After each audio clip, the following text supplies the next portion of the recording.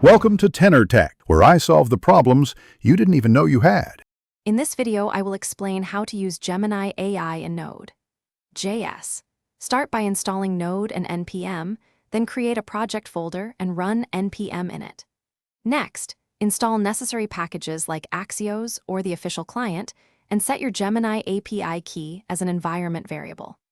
Finally, create a simple script to call the API and log responses so you can confirm connectivity and basic functionality quickly on your machine. Now we will cover how to make API calls to Gemini from Node.js. Use the official client or fetch/Axios to craft post requests, include your API key in the authorization header, and send JSON payloads for prompts or instructions. Await the response inside an async function and parse the returned JSON safely. Add try-catch blocks and sensible timeouts to handle errors and network issues gracefully, so your app remains robust and predictable.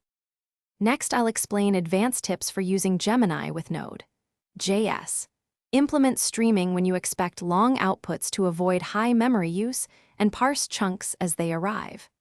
Add retry logic with exponential backoff for transient network errors, and apply rate limiting to protect your API quota. Also sanitize user input to prevent prompt injection and log usage for debugging. These steps will make your integration reliable and production ready. Thanks for watching. Subscribe to keep your life in tune.